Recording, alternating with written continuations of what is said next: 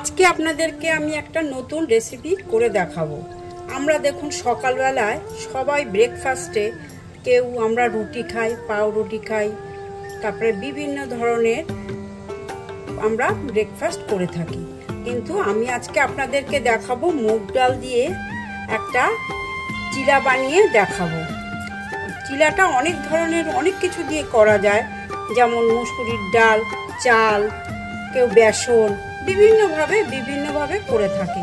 কিন্তু আমি আজকে আপনাদের দেখাবো মুগ ডাল দিয়ে চিলা বানিয়ে। এই চিলা বানানোর জন্য আমি নিয়েছি এখানে 100 গ্রাম মতো মুগ ডাল। এই বাটিটার মধ্যে আমি এই মুগ ডালটা 2 ঘন্টার জন্য ভিজিয়ে রাখবো। আপনারা একবার বানাবেন, দেখবেন ভীষণ খেতে ভালো। এটা খুব হেলদি ফুড, কিচ্ছু না ঝামেলা নেই বানানো। আপনারা এটা এইভাবে বানাবেন, আমি যেভাবে দেখাবো ঠিক সেইভাবে আপনারা বানাবেন। আমি এখানে এর মধ্যে জল দিয়ে দিচ্ছি।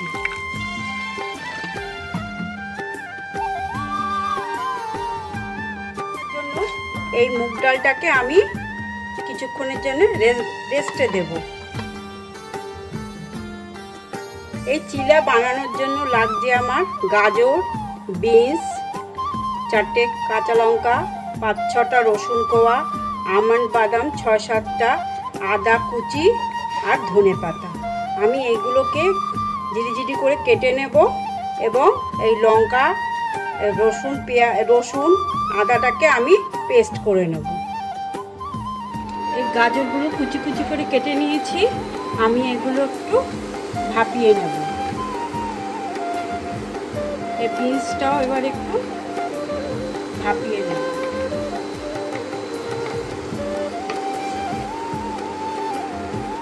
এখানে আমি 1 চিমটি মতো নুন দিয়ে দিচ্ছি, যাতে এটা সিদ্ধ হয়ে যায়। আমি এখানে জল ব্যবহার করব না।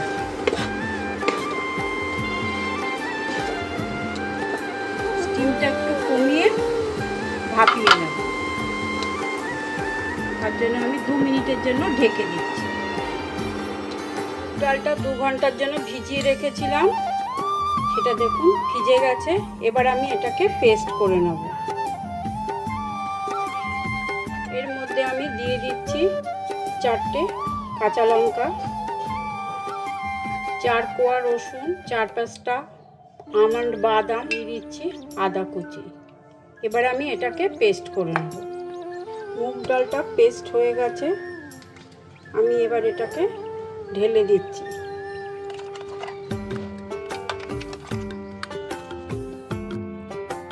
এখানে আমি 1/2 কাপ মতো জল দিয়ে দিয়েছি, কেন একটু পাতলা করতে হবে, ঠিক ধোসা টাইপের হবে।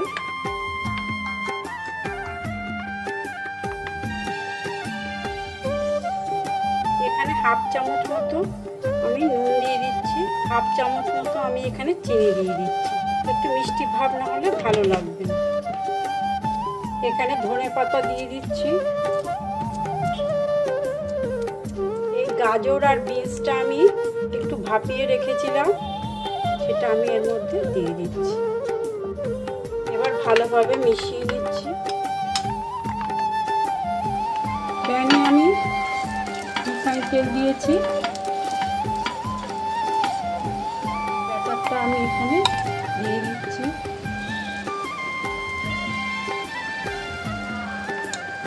খুব একটা পাতলাও হবে না, খুব একটা ঘনও হবে না।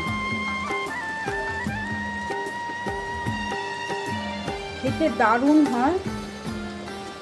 একটা আমি বানিয়েছি আগে, খেতে খুব টেস্টি হয়েছে।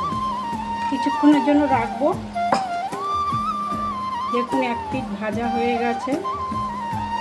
এবার আমি এটাকে উল্টে দিচ্ছি।